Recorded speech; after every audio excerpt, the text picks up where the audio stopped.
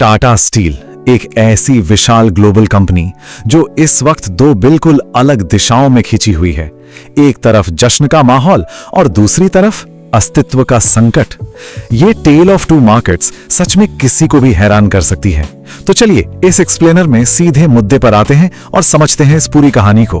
तो सबसे पहले इस आंकड़े पर आते हैं, 243%। जरा सोचिए, ये कोई नया टेक स्टार्टअप नहीं है जहां ऐसी ग्रोथ आम बात हो। टाटा स्टील जैसी एक लेगेसी कंपनी के पूरे साल के मुनाफा का इतना बड़ा उछाल सच में ऐतिहासिक है। ऐसे देखकर तो यही लगता है कि कंपनी के लिए सब कुछ बिल्कुल परफेक्ट चल रहा है। लेकिन रुकिए, असली कहानी में एक बहुत बड़ा ट्विस्ट है जो इस शानदार मुनाफे को सीधी चुनौती दे रहा है। आज के इस एक्सप्लेनर में हम मुख्य रूप से इन 4 बिंदुओं पर चर्चा करेंगे। पहला, भारत में मुनाफे का जबरदस्त उछाल। दूसरा, यूरोप में चल रहा आर्थिक दबाव। तीसरा, द डच परमिट क्राइसिस। और चौथा, द बॉटम लाइन, यानी इस सब का आखिरी निष्कर्ष। तो शुरू करते हैं पहले सेक्शन से, इंडियाज मैसिव प्रॉफिट सर्ज। यहां आंकड़े सच में चौंकाने वाले हैं। Q4 यानी चौथी तिमाही का प्रॉफिट 146% बढ़कर लगभग 2,965 करोड़ रुपए हो गया। और अगर पूरे साल की बात करें ना, तो ये 243% की छलांग लगाकर सीधे 10,886 करोड़ रुपए पर पहुंच गया है। करीब 11,000 करोड़ का मुनाफा। भारत में तिमाही डिलीवरीज 6 मिलियन टन को पार कर चुकी हैं। और इसके पीछे का सबसे बड़ा सॉलिड रीजन क्या है? भारत में चल रहा इंफ्रास्ट्रक्चर और कंस्ट्रक्शन का बूम। नए highways, bridges, manufacturing plants, demand बिल्कुल आसमान छू रही है। और यही वजह है कि 2026 तक मार्केट में 7.4% की मजबूत ग्रोथ का अनुमान लगाया जा रहा है।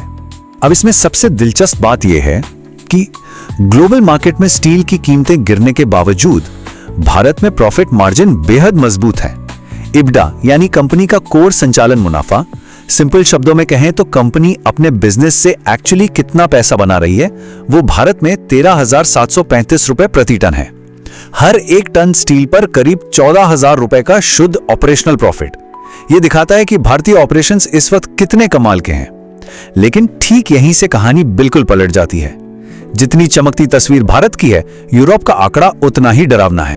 अब चलते हैं दूसरे सेक्शन की तरफ, द यूरोपियन फाइनेंशियल ड्रैग। अब इस कंपैरिजन को देखिए और देखिए कैसे ये पूरी पिक्चर बदल देता है। एक तरफ भारत है जहां हर टन पर 13,735 रुपए का भारी मुनाफा बन रहा है। और ठीक इसके सामने यूके के ऑपरेशंस हैं जहां हर एक टन पर 14,199 रुपए का नुकसान हो रहा है। इसका सीधा सा मतलब यह है कि भारत में जो पैसा बन रहा है उससे कहीं ज्यादा पैसा यूके में उसी वक्त डूब रहा है। ये एक ही ग्लोबल कंपनी के अंदर दो बिल्कुल अलग और विरोधी आर्थिक सच्चाइयां हैं। यूरोप में आखिर इतनी बड़ी परेशानी क्या है? यूके और नीदरलैंड्स दोनों जगह पिछली तिमाही के मुकाबले सेल्स वॉल्यूम में 9% की बड़ी गिरावट आई है। और इसके पीछे एक बड़ा हाथ है अमेरिका द्वारा लगाए गए 50% ट्रेड टैरिफ्स का। जरा सोचिए, 50% टैक्स, इसका मतलब है कि टाटा स्टील के लिए अमेरिका जैसे सबसे बड़े मार्केट्स में से एक का दरवाजा लगभग बंद ही हो गया है। और जो बचा हुआ यूरोपियन मार्केट है वो उम्मीद से कहीं ज्यादा कमजोर है। डिमांड लगातार दबी हुई है। लेकिन अगर लगता है कि यूरोप में आर्थिक नुकसान ही सबसे बुरी खबर है, तो रुकिए, असली खतरा तो अभी बाकी है जो सीधा कंपनी के अस्तित्व से जुड़ा है। तीसरा section, the Dutch permit crisis. ये टाइमलाइन ना किसी कॉर्पोरेट सस्पेंस थ्रिलर जैसी है। ध्यान दीजिएगा, एक तरफ टाटा स्टील एक आधुनिक ग्लोबल जायंट है, लेकिन उसकी सबसे बड़ी मुसीबत बने हैं 40 से 50 साल पुराने जर्जर हो चुके कोक ओवंस। इन पुराने ओवन से होने वाले प्रदूषण के कारण नियामक प्राधिकरणों ने अब तक कंपनी पर करीब 37 मिलियन यूरो का भारी जुर्माना थोप दिया है। और स्थिति यहां तक आ चुकी है कि डच अथॉरिटीज ने साफ शब्दों में नोटिस दे दिया है कि वो अप्रैल 2026 तक ऑपरेटिंग परमिट्स ही रद्द कर देंगे। यानी अगर हालात नहीं सुधरे तो एक झटके में पूरे प्लांट पर ताला लग सकता है। तो सबसे अहम बात यह है कि इस परमिट रद्द होने के सीधे खतरे ने एक भयंकर स्थिति पैदा कर दी है जिसे मटेरियल अनसर्टेनिटी कहते हैं।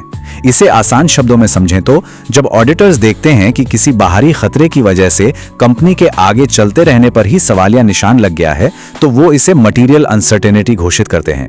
वेल्स बुक ने टाटा स्टील नेदरलैंड्स के लिए ठीक यही अलर्ट जारी किया है। ग्लोबल इन्वेस्टर्स के लिए ये एक बहुत बड़ा रेड फ्लैग होता है, क्योंकि ये साफ बताता है कि उस क्षेत्र में कंपनी की बुनियाद ही खतरे में है। और अब आखिर में सेक्शन 4 द बॉटम लाइन। और यह अनुमान बिल्कुल सटीक तरह से दिखाता है कि ऐसी दो तरफा स्थिति को फाइनेंशियल मार्केट्स आखिर कैसे आंक रहे हैं। वैल्यूएशन को समझने के लिए प्राइस टू अर्निंग्स या पीई रेशियो को किसी कंपनी के प्राइस टैग की तरह देखा जाता है। टाटा स्टील का पीई रेशियो इस वक्त 30 से 39 के बीच घूम रहा है, जबकि इस पूरे सेक्टर का आम प्राइस टैग या मीडियन पीई करीब 16.8 ही है। ये एक बहुत बड़ा पैराडॉक्स है।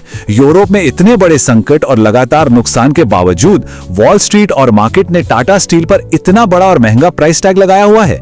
यह साफ दर्शाता है कि मार्केट पूरी तरह से भारत की ताकत पर भरोसा करके चल रहा है। और यही वजह है कि बाजार के विश्लेषक भी इस रस्सीकश या टग ऑफ वॉर में फंसे हुए हैं।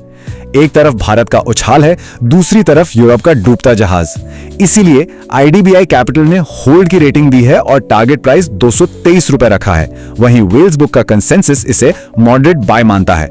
लेकिन इन सबके बीच ना एक ऐसी उम्मीद की किरण भी है जिस पर निवेशकों की कड़ी नजर है, और वो है नेट डेट यानी कर्ज में भारी गिरावट। कंपनी ने अपना कर्ज घटाकर 81,834 करोड़ रुपए कर दिया है। ऐसे मुश्किल वक्त में बैलेंस शीट को हल्का करना एक बहुत ही मजबूत और सकारात्मक कदम है। तो इस पूरे एक्सप्लेनर के बाद एक ऐसी स्थिति सामने आती है जो न सिर्फ निवेशकों के लिए बल्कि पूरी ग्लोबल स्टील इंडस्ट्री के लिए एक केस स्टडी बन चुकी है। एक ही वक्त पर ऐतिहासिक मुनाफा और अस्तित्व का संकट। ऐसे में सबसे बड़ा और मुख्य सवाल बस एक ही बचता है, क्या भारत का शानदार उछाल यूरोप के इस गहरे संकट और नुकसान को पीछे छोड़ पाएगा? Can India's boom outpace Europe's gloom?